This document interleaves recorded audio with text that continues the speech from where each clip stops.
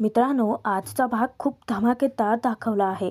सरकारांचा धूर्त हेतू सखीच्या समोर आला आहे आणि त्याच वेळेस साखरपुड्याच्या मध्येच व्हिडिओ पाहता क्षणी सखीने डायरेक्ट कानाचं थोबाड फोडले आणि सोबतच आता स्वतःच्या स्वयंवराचा घाटसुद्धा घातलाय. पण सखी सरकारांच्या विरोधात का गेली असेल?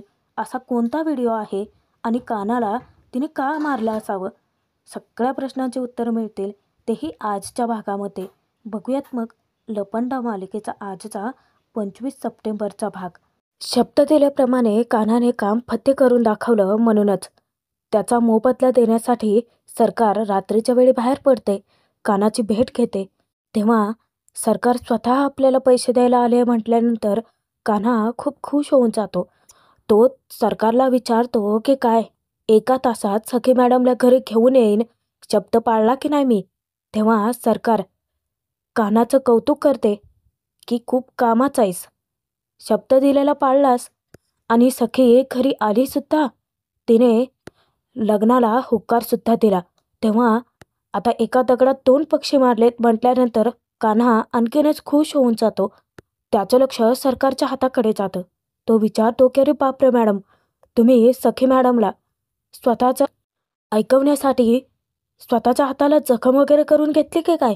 तेव्हा सरकार सांगते, सरकार म्हणतात मला, तूही लक्षात ठेव, सखीच्या हळवेपणाचा फायदा घेण्यासाठी जखम कुठे करावी लागते हे चांगलंच कळतं मला.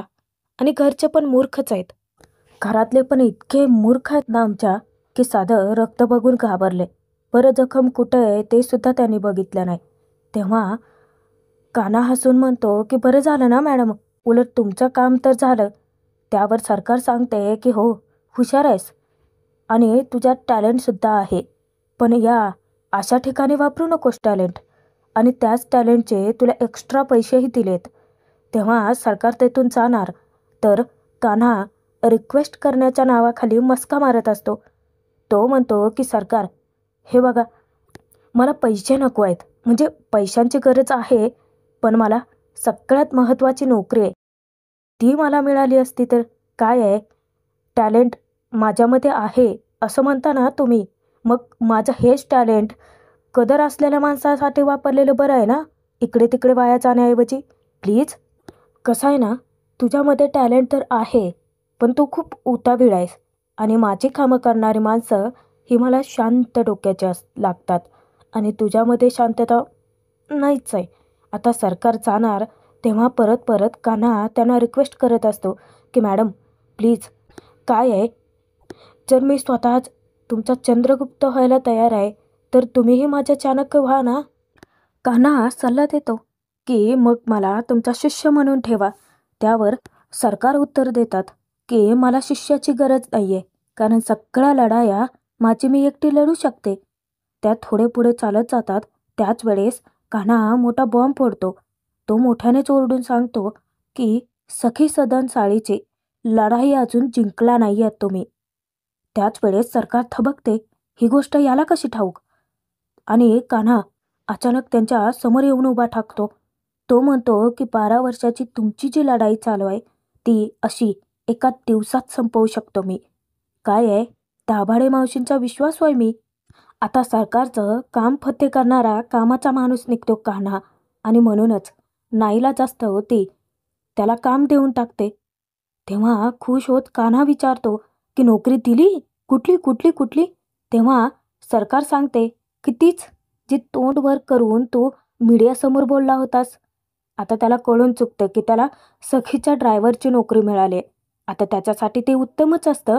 चला, कुठली का असताना नोकरी मिळाली की नाही त्यातच तो समाधानी. सरकार कान्हाला ताकीद देते की एक गोष्ट माझे कायम लक्षात ठेवायची. काय आहे, माझ्याकडचा जो माणूस चुकतो तो आयुष्याला मुकतो. तेव्हा कानाची थोडी धडकी भरते. तेव्हा कान्हा सरकारचे आभार मानत म्हणतो की थँक्यू, उपकारच झाले तुमचे माझ्यावरती. त्यावर सरकार उत्तर देते, हो, पण उपकारांची परतफेड कशी करून घ्यायची हे चाणक्यला चांगलंच जमतं. आता ते गूढपणे बोललेलं कान्हाला चांगलंच उमगतं. सरकार निघून जाते आणि तेव्हाच कान्हा त्याचा मित्र किरणला फोन करून त्याला बातमी देतो की थँक्यू, तू वेळेवरती पत्रकारांना पाठवलेत आणि म्हणून काम फत्ते झाले. मला नोकरीसुद्धा मिळाली. कान्हाने सगळीकडून फक्त आपला फायदा करून घेतलेला असतो. सरकारचा विश्वास संपादन केलेला असतो. म्हणजेच काय, एका दगडात 2 पक्षी त्याने मारलेत. त्यानंतर दुसऱ्या दिवशी साई महाराजांच्या नावाचा जय जयकार करून त्यांचे आशीर्वाद घेऊन कान्हाची नवीन आयुष्याला सुरुवात होते. तो तिथे असलेल्या मुलांना, त्याच्या मित्रांना पेढे देत असतो.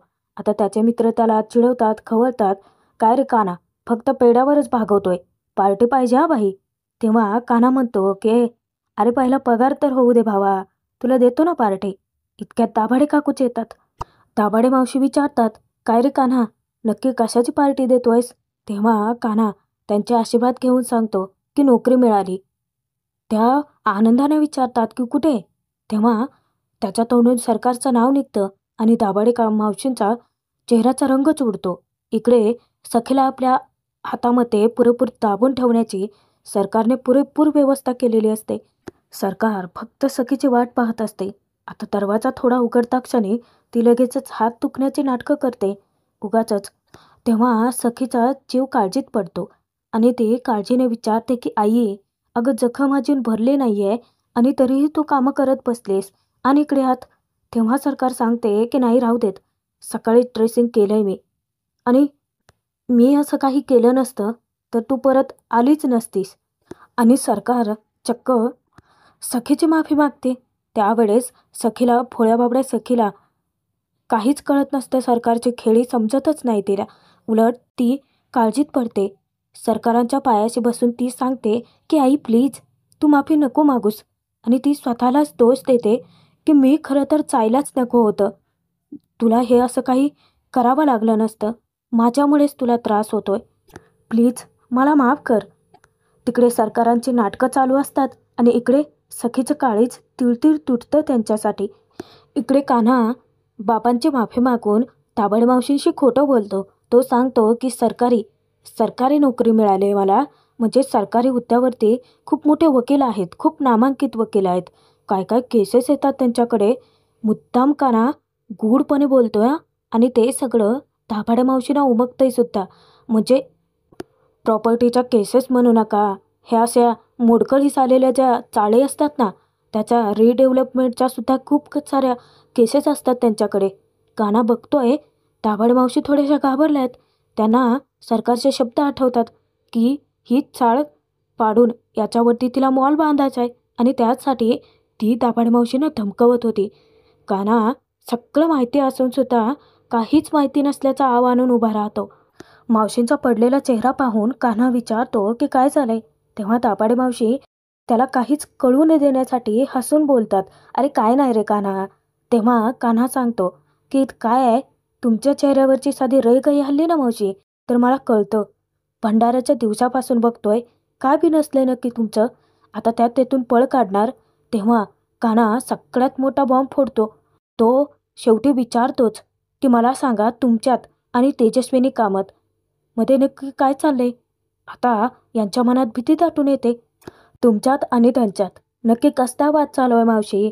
कान्हा प्रश्न विचारतच असतो आणि दाभाडे मावशी पुन्हा त्या ट्रॉमामध्ये जातात, ज्यावेळेस कमी रकमेचा चेक देऊन ती चाळ विकत घेण्याची तिची स्वप्न असतात सरकारचे. आणि दाभाडे मावशी थोडंसं चाळकरांच्या बाजूने काय बोलल्या तर सरकारने डायरेक्ट तिचा गळाच आवळला होता. ते क्षण त्यांच्या अचानक नजरेसमोर उभे राहतात. इकडे सखी सरकारच्या तालावरतीच नाचत असते. इनफॅक्ट ती नाचवत असते, कारण सखी मायेची, आईच्या प्रेमाची भुकेलेली आहे हे सरकारला चांगलंच कळून चुकलेलं असतं. तेव्हा जी सखीच्या चेहऱ्यावरून मायेने हात फिरवण्याची नाटकं करते आणि सखी पागलतेच. सखीला ती सांगते की हे बघ सखी, जरी तुझं लग्न करण्याचा माझा हट्ट असला ना, तरी पण तू जो मुलगा ठरवशील लग्न मी त्याच्याशीच लावून देईन. हे फोटो बघ आणि यातला जो मुलगा तुला आवडेल त्याच्याशीच मी तुझं लग्न लावून देईन. सरकारची प्रेमाची नाटकं सखीला तर काही कळतच नाही, कारण तिच्या डोळ्यावरती फक्त सरकारच्या आंधळ्या प्रेमाची पट्टी बांधलेली असते. ती आंधळाच विश्वास टाकते. इकडे कानाला सगळं सत्य समजलेलं असतं, पण तो पूर्ण गुपित फोडत नाही. त्याला नक्की काय घडलंय ते मावशीच्या तोंडून ऐकायचं असतं. तो विचारतो की सरकार उर्फ तेजस्विनी कामत एवढ्या मोठ्या कन्स्ट्रक्शनच्या मालकीण त्या तुमच्यासारख्या चाळीत राहणाऱ्या साध्या बाईकडे का येतील? मला हे कळत नाहीये असं वाटतंय का?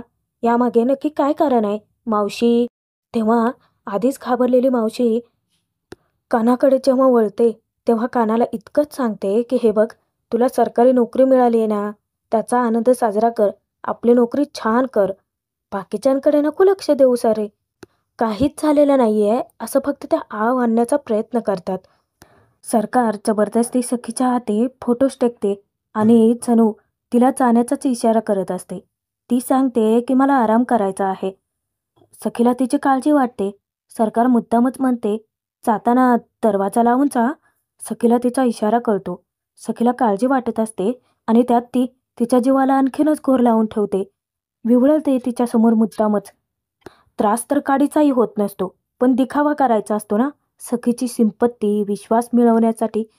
आणि सखी जाता जाता सरकारांना सांगून जाते की टेक केअर, स्वतःची काळजी घ्या आई. निघून जाते ती.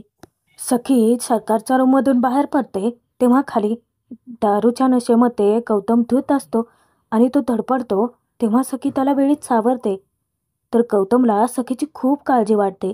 सखीची तो समजूत घालतो की सखी, तुला सुद्धा असंच सावरणारा नक्की भेटेल.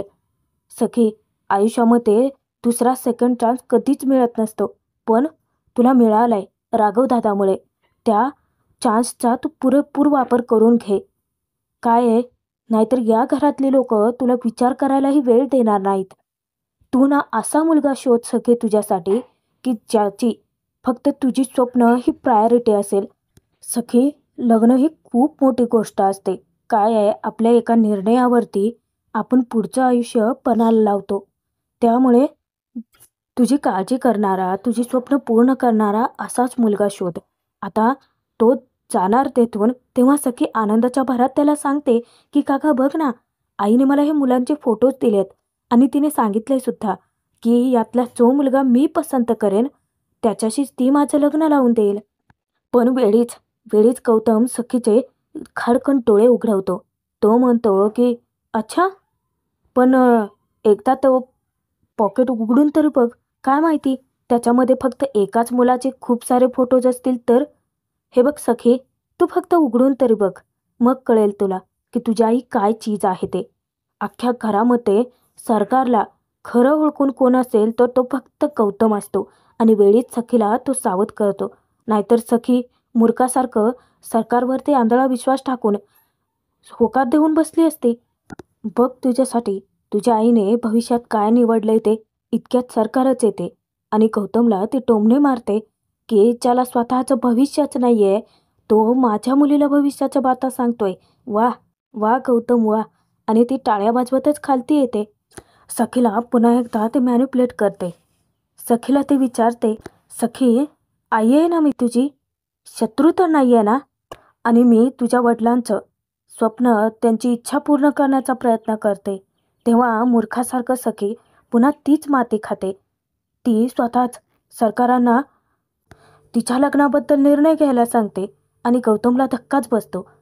मुद्दाम गौतमकडे कटाक्ष टाकून सरकार तिला विचारते की काय सखी, नाही म्हणजे मी तुझ्यासाठी मुलगा निवडू? तेव्हा सखी सांगते की हो आई, तू माझ्या नेहमी भल्याचाच विचार करतेस ना. गौतमकडे सखी बघते त्यावेळेलाच तो नकार द्यायला सांगत असतो. पण सखी ती सरकारच्या प्रेमामध्ये पुआर आंधळी होऊन जाते. आणि गौतम गाणं गुणगुणत असतो की खुळ्या जीवा कळला नाही खोटा हा खेळ. आणि तो तसंच गुणगुणत जातो. आता सरकार भलताच निर्णय घेते आणि जो सखीसाठी धक्कादायक असतो. सखीला ती गोडगोड बोलून स्वतःच्या तालावरती नाचवतच राहते. सखीला सांगते की आपण आज एक छोटीशी एंगेजमेंट करून घेऊयात. सखी धक्क्याने विचारते की आज? तेव्हा सरकार सांगते की हो बाळा, अगं तुझ्या बाबांचीच इच्छा होती की नाही, वर्षभरात लग्न, आपण छोटीशी एंगेजमेंट करून घेऊयात घरच्या घरी. बिचाऱ्या सखीला आता आईचं तो शब्द नाकारता येतच नाही. मुद्दामच ती बोलते की अगं मी गुरुजींशी बोलले होते आणि त्यांनी मला सांगितलं की आजचा दिवस खूप चांगला आहे, आपण मग आजच एंगेजमेंट करून घेऊयात. काय आहे, तुझी इच्छा नसेल तर राहू देत, पण बाबांचं पण स्वप्न आणि तिला चांगलं माहिती आहे. सखी तिला नकार देणारच नाही. त्याचा ती पुरेपूर फायदा उचलते. सखी आनंदाने तिला घट्ट मिठी मारायला जाणार. सरकार मध्येच तिला अडवते आणि सांगते, अगं चल. नाही म्हणजे आज तयारी करावी लागेल ना. वेळेवरती सगळं व्हायला हवंय. का अशीच येणार आहे एंगेजमेंटला? नाही ना. आता लग्नाची सगळी तयारीला सुरुवात होणारच असते. सरकारांचा धूर्त हेतू घरात गौतमनेच ओळखलेला असतो. कारण त्या पॉकेटमध्ये फक्त एकाच मुलाच्या खूप सारे फोटोज असतात. आणि परत एकदा सखी तिच्यावरती विश्वास टाकून स्वतःच्या पायावरती कुऱ्हाड मारायला निघालेली असते.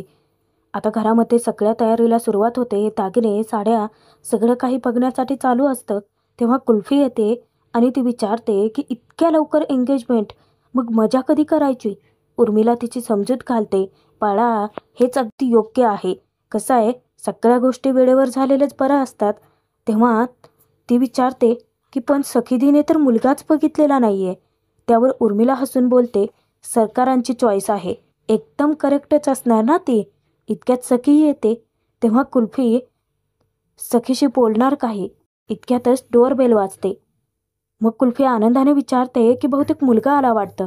आणि नाही मी जाऊन पहिल्यांदा त्याला बघणार, असं म्हणत ती धावत जाते. आणि जेव्हा दरवाजा उघडते तर ड्रायव्हरच्या वेशामध्ये समोर कान्हा उभा असतो. आणि त्याला पाहता क्षणी त्या तिघीही थबकतात. सखीला तर विश्वासच बसत नाही की हा तोच आहे, पण ड्रायव्हरच्या वेशात. ती त्याच्याकडे पाहतच राहते. आजचा भाग इथेच संपतोय. पुढील भागात बघूयात. सखीच्या मोबाईलवरती अचानक एक व्हिडिओ येतो, ज्यामध्ये कान्हाने सरकारांची मदत केली होती. तो व्हिडिओ त्यांचा बोलतानाचा कोणीतरी रेकॉर्ड केलेला असतो. आणि त्याच वेळेस तो व्हिडिओ पाहता क्षणी सखीच्या डोक्यात तिडीक जाते. सगळ्यांच्या समोर ती कानाचं थोबाड फोडते आणि त्याला जाब विचारते की मित्र मानलं होतं ना मी तुला, पण तू मित्र म्हणून घेण्याच्या लायकीचाच नाही आहेस. आणि सरकारांना ती स्पष्ट सांगते की वा सरकार वा, माझं लग्न माझ्या बाबांनी ठरवलं होतं ना, मग माझं लग्न होणार, पण तुम्ही निवडलेल्या मुलाशी नाही, तर मी स्वतः मुलगा निवडणार. आणि एवढंच वाटत असेल ना, तर माझं आता स्वयंवरच होणार. सखीने सरकारांच्या विरोधात ठोस पावलं उचललेली असतात. पण सखीचा निर्णय काय असेल? सखीच्या स्वयंवरातला तिचा होणारा नवरा नक्की कोण असेल? पाहणं मनोरंजकच ठरेल.